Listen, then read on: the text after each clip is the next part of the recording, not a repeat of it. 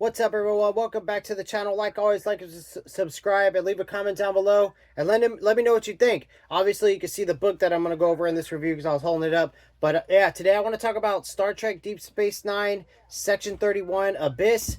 This is I'm reading multiple. I'm following a series, like it's not a series, but a list of books that the fans put together for newcomers into the genre, into Star Trek. So this would be the third book on that list that I'm reading, but I'm also straying off the list, like you saw with Strangers from the Sky and stuff. But there's so much to read for Star Trek. You could read them for your whole life and probably never finish. I think I saw there's like 1,200 books now.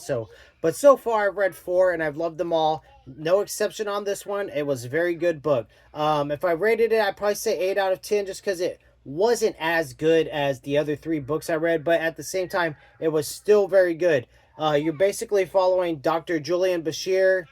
He's basically like a superhuman. Rolo Ren, and the Jem'Hadar guy, I think Tyranitar.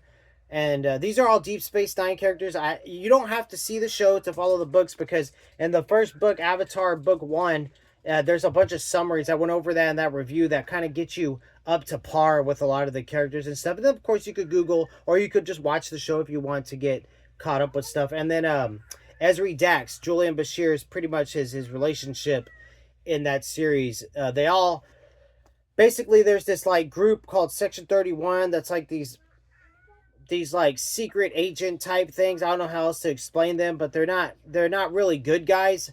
So they're kind of they want him to go do their dirty laundry, because there's another doctor like him on this like renegade planet that's just nothing but storms all the time and all that. And they want him to go put a stop to whatever it is that doctor's doing. And that doctor's up to some crazy stuff. He's basically, they know he's breeding other Jem'Hadars, and he's making them their own. And then that's where like you get all of the religious and philosophical context.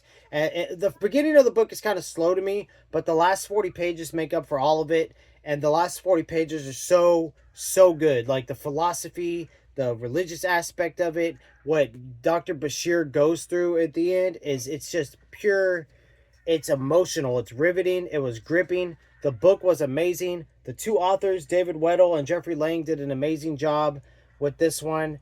And I can't wait to get to the next book on the list I'm following. That's Mission Gamma 1. I believe it's Twilight. I have it right here in my TBR pile for the next 10 days, as I finished my last 10 days TBR pile. It only took me 7 days, so that's good. But these books are a little longer in the back. Anyways, getting off track a little bit, but this book, like I said, 8 out of 10. It was really good. You get to get a little bit more into Julian Bashir's head. You meet him in the 2 Avatar books, and you really get to know him in this one. And I enjoyed his character quite a bit. The character building for him was done really well in this one, and I really enjoyed it. Same with Rolo Ren. She got a little bit more time to shine in this one, and I really enjoyed watching her develop throughout the book. So overall, this book was really good. And like I said, it's my 4th book on Star Trek. I'm about to start my 5th later this evening. I'm absolutely loving this franchise and the universe that it's created.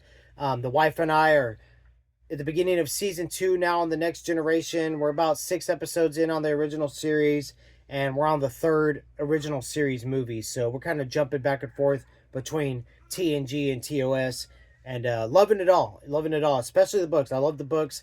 I'm actually dipping out some of my TBR for December that I went over in that video to add in more Star Trek and probably more Star Wars, because I love that too. But that's the video today, guys. Solid 8 out of 10. An awesome read. I would say read the 2 Avatar books before this one, because it really gives you some context and sets the stage for it. So check those out if you want. And if you want that list, just let me know. I'll pin it in the comments. I could start pinning the list in the comments if you want. It wouldn't be no problem. I'm not going to say I'm going to do it. My wife will do it. It won't be any problem for her. But that's the video today, guys. Like and subscribe. Leave a comment down below. Later.